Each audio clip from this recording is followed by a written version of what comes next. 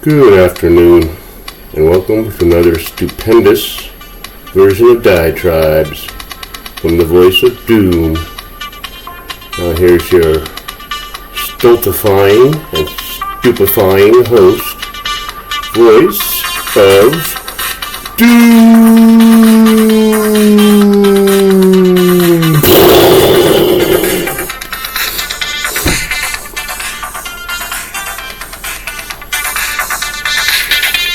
Big song in the 80s. Big song. Anyway, it's a very long song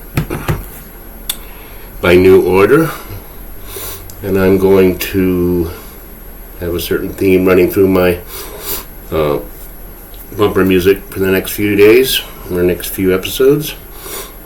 So we'll see how that goes. Now, it's Tuesday, a week from the so-called election, and many things have happened to annoy me, and we will get into that and get into a few of the causes and effects. Now, first a headline this morning. I guess Russia lobbed a missile into Poland, and we don't know much about whether that was intentional or an accident or what have you, but things could go one way or the other. This could be an announcement that is totally forgotten 3 days from now. But that's what happened, and I didn't really want to talk about the election that much because it was disgusting to watch. It's disgusting to have each state have different rules and different F-ups and different computers and different systems to muck up the election results. Now, when I last left you, I thought that Nevada would vote Gopper in the Senate, and somehow a whole bunch of votes were not tallied up, and it went the other way, and the D remained in office. Now, many people say that there might have been some shenanigans because a great percentage of the mail-in votes in a certain area went to the D. And it didn't seem mathematically possible, but we saw the writing on the wall early, and then it happened. Now, the D's control the Senate, fine. They will continue as they have been. What else happened? Well, I was kind of counting on this Carrie Lake person to be governor of Arizona. Not that it affects me much, but in a roundabout way, it probably does, because if she was governor, she may stymie the flow of God knows who coming into the country. Now, it was amazing that she lost, but apparently the best way to win an election now is to say as little as possible and do as little as possible. You know, keep your mouth shut and you won't be thought a fool. Open it up and take away all doubt. An old adage, but apparently doing nothing wins. Not debating, not going out and answering questions. Best way to win in the election. So I think we'll see a lot of that next cycle. Many politicians doing as little as possible to get their name out in order to win. Now, the news is annoying because they tag on things that people think are, well, they just let it go. They don't notice, but I do. I'm listening to conservative talk radio, but the news on those radio stations always have some jab. And the headlines in the news were Hobbs, or whatever the hell her name is, did nothing, wins over election denier Carrie Lake. Kept adding election denier. Now, when you're a Republican and you have any question, or you may say, I demand a recount, you're an election denier. It's a new epithet that the left loves and the D's love, because it's never used against them. When they say something was wrong with the election, people stand up and take notice and go, a bunch of people of color were denied the vote. Where in actuality, it's the other way around right now. But any gopper is an election denier if they have any question as to the outcome, if the D's win.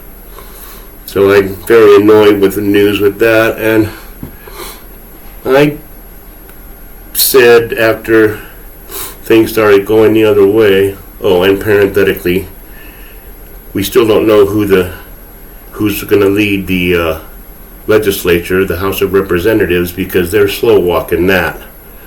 Still don't have it down yet, a week later, because the goppers are ahead. And if you ever noticed, you'll notice that when the goppers are ahead, suddenly things trickle in and things aren't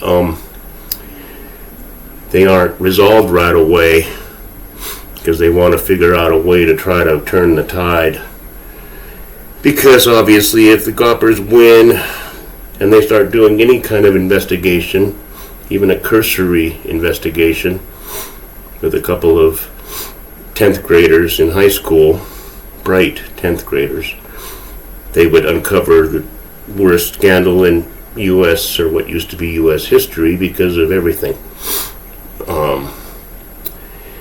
Goppers aren't known for investigating, but the fact is we still don't know who the House of Representatives will be led by to this day, because they keep on saying we're still counting, and we're going to keep counting until something good happens for us. Now, apparently this Supreme Court, they should be hailed as heroes by the D's. They should be put up on pallets in a chair and carried around town. People should throw laurels and flowers in their path. That's what they should be doing, because the stupid-ass Supreme Court made it possible for these D's to galvanize under this abortion banner, which is disgusting to see. If you want an abortion, get an abortion. Sending Roe back to the states changed nothing.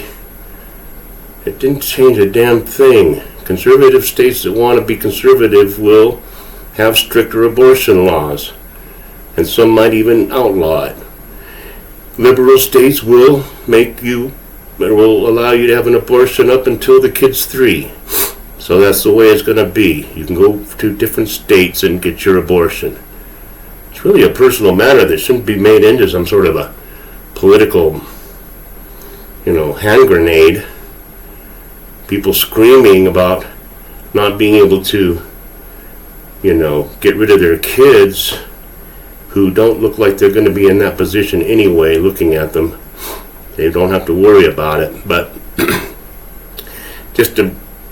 I came to the conclusion, a little bit of mathematics, that using ideology concepts, the associative principle, A equals B, B equals C, therefore A equals C. Now that's how the D's do it. Abortion equals reproductive rights. Reproductive rights equals human rights.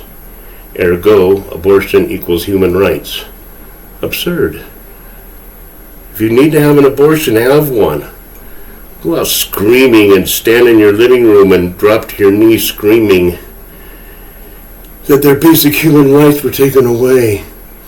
Is that all that women are good for? Is reproducing? All their human rights taken away because they can't kill their kids if they want to, when they can still kill their kids if they want to. So Supreme Court, by sending Roe back to the states, galvanized the stupid-ass D's, because that was their main cause, their main impetus to vote was abortion, which is kind of evil, and it's kind of part and parcel about why I think that what used to be the United States and the world at large will eventually destroy itself, because they're basing their opinion on the ability to be able to kill their kids whether they have them or not, and I got no dog in that fight. I've told you my opinion. If you want an abortion that bad, please get one. And don't have any kids, because we don't need your thought processes in the gene pool. That's my answer. I mean, I would prefer people were responsible, get together with somebody that they can spend the rest of their life with. I know it sounds really backwards, I'm sorry. Get married, or at least act like you're married. You're going to stay together, you have kids, you raise them lovingly, and they have kids, and you have grandkids, and the whole 9 yards. I know it's an archaic idea. It should be discarded. But if everybody did that, we could still have abortion, because you're going to need abortion for all kinds of reasons. Many, many reasons. So I'm not adamant about the right to life. I think every life has the right to live, but some other people's rights are a little bit more strong. Like, I can take your life right now. But abortion was a major issue, and it's all because those Supreme Courters made that ruling, which didn't rule anything, didn't change a damn thing. So those D's should owe them a debt of gratitude. And that's really all I had to say. I wanted to comment on how the election is still going. I think I made a prediction that it would be cumbersome to count everything. And I mean, I wouldn't be surprised if somehow the Democrats in the next 2 days get the votes they need on these elections that are still up in the air. It's just their want. And if, say perhaps after all this time that they've said that the Goppers had the House of Representatives pretty much in the bag, if things turn out to be differently, then we'll see what happens. We'll see exactly what happens. I predict complacency. I predict gnashing of teeth, but nothing else. It will be accepted with aplomb. So I'll leave it at that. It's not a very long one. It's not a very good one, but I want to keep doing my diatribes. I'll tell you one really quick thing about the microcosm. I'm starting to get the idea I got to change, because it's not working out the way it is. Last week was horrible. Max's hours are cut, so he's working less. It's been slow at the restaurant, which I depend on a certain amount of business to make enough money. And then I don't make enough money, and then when I do have one day that's good, I manage to blow it, because I want to make more. So I'm working on that. Everybody around me is starting to cut back on all their bad habits, and they seem to be able to do it, so I think I should try too. I need to make it better, because I'm tired of being depressed and living from paycheck to paycheck, and usually the paychecks don't cover it. And so that's the microcosm. I don't know. Just to kind of keep things diuretic and, what's been going on. I think the microcosm kind of reflects the macrocosm, and the macrocosm's kind of like in a malaise. But I'm going to try to do better, so we'll see how the macrocosm does. Anyway, that's it. I'm sorry it was boring, but just a little installment. Tell you how things stand with the so-called elections. So I'll leave it there and have a good one. I'll see you in a few days maybe.